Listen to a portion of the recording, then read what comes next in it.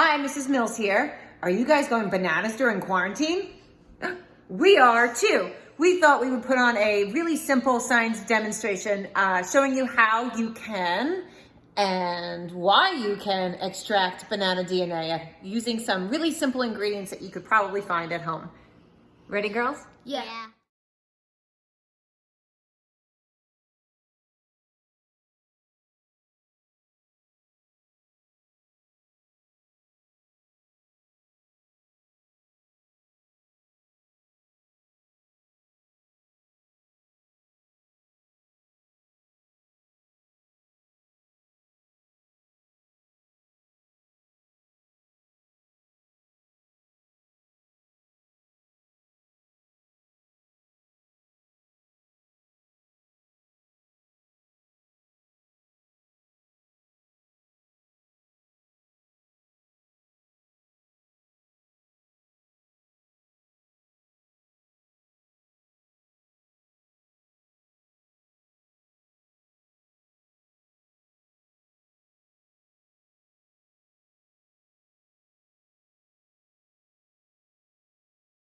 All right, so the first step of this process is making sure you have all the materials, as you can see here. Now, just a reminder that a banana is a plant, and because the banana is living, it is made up of plant cells, as you can see here. If viewed under a microscope, you would see the rectangular shape of the banana plant cells. And the brown for our color-coded key right now represents the outer region of the plant cell known as the cell wall. And that purple inner lining represents the cell membrane. And this blue circle represents the nuclear membrane, the nucleus of the cell. And then that red spaghetti stuff is the coiled up DNA. The first thing we're going to do is we're going to crush up the bananas. And as you can see in our very simple picture, that when you crush up the bananas, you're taking the bananas cells and you're moving them away from each other, increasing the surface area. You are also breaking open some of the cell walls to allow the soap in the next step to have greater access to them. What we'd like for you to do is cut half of the banana off. Great. And put it into the Ziploc baggie. My lovely lab assistant, Haven, and my other lovely lab assistant, Sky. All right, Haven, it's really important that you make sure you seal that bag up.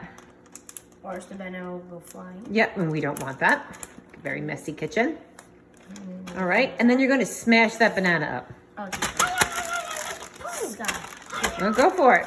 That's the fun part. Can I? You both can. Plenty of banana smashing to go around. So we're going to do this for about 3 or 4 minutes. Which is why it's important to find a really good quality Ziploc baggie.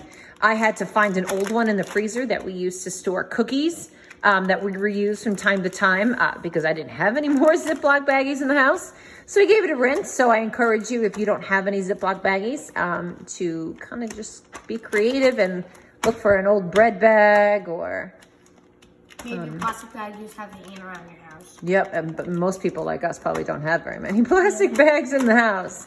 All right, let's take a zoom in and see how our girls are doing smashing that banana. I think we can do a better job. Stay tuned. Here, let's try. Lab assistants, now I want you to hold the top of the bag still and use the other side of your hand to kind of squeegee all that banana stuff down to the bottom of the bag. There we go. Good job. Maybe you want to move your hand for me for a second so we can see? Great. Moving all that banana, smashed banana down to the bottom. Okay, great. The next step we're going to do is we're going to add warm water and soap. You may wonder why we're adding dish soap, but dish soap actually works to help break open fats, and the cell membrane, as you can see here in purple, and the nuclear membrane that surrounds the nucleus in blue have a phospholipid bilayer, and that word lipid means fats. So the soap does a really great job of opening up the outer membrane and the nuclear membrane of the cell, therefore freeing up that red DNA to leave the cell. So it breaks open the cell membrane and the nuclear membrane to free the DNA. Haven, so we're supposed to add, so what, you're right, we didn't have a half a teaspoon measuring cup. We have a half teaspoon measuring device, so we have a quarter. So how many of those are we supposed to use, Haven? 2. Okay, good job with the fractions. So we're just using regular dish soap, and we're going to add that to the half cup of hot water. So not 1. Why don't you move the cup of hot water closer to you? Can I do the other? Don't blow a bubble on me, mister. All right. I'm gonna give that a gentle stir. Gentle. We don't want bubbles. All right. Next step is for Sky to pour the hot water into the bag. Okay. Haven, I want you to gently close the bag. And like you did before, can you squeeze the air bubbles out? Can you turn the bag so we can see it? And put it in front of you. There you go. Is to smoosh and mix very gently without making bubbles the soap and the banana. Oh, it's not so hot. It's hot for me. That's right, you're very sensitive skin. All right, so again, the soap is breaking open the cell membrane and the nuclear membrane. What do we think, Haven? Is it combined? Yeah. Let me zoom in on that. Ooh, ah. All right. It's going to be to add the salt. So the salt actually acts to condense or coil up the DNA. The DNA is actually really long and very, very thin, and you wouldn't be able to see it unless we coiled it up. So the salt acts as a spool and makes the DNA stick to itself. You're adding salt to our soapy banana solution. Go ahead, you can dump it in, sprinkle it over the top. Very good. And because that was a quarter and we need a half, we need 1 more quarter teaspoon.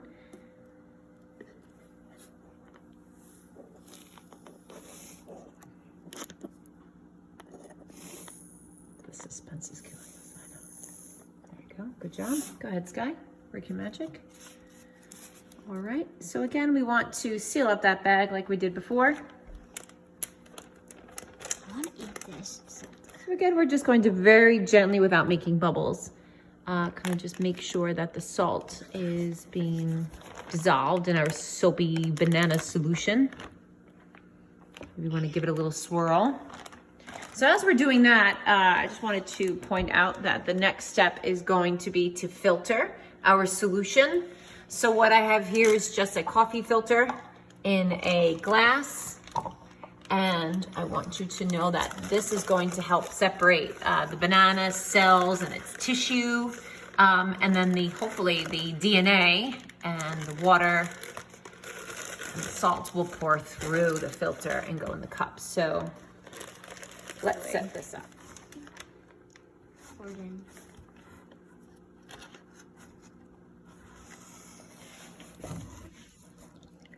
It's such a strange smell. Yeah, it is. Like regular banana plus soap plus salt goes like the weirdest sound ever. Right, you can tilt your bottom hand up a little bit more. Go ahead.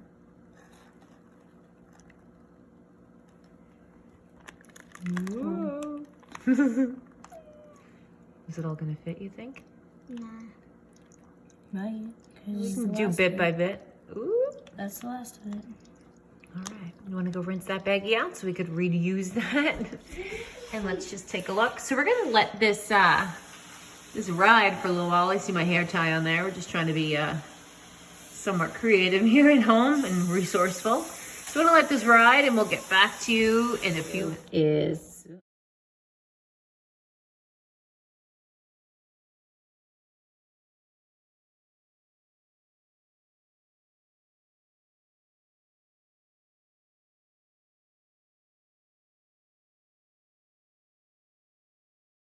I'm going to very slowly pour into this glass some very cold isopropyl alcohol.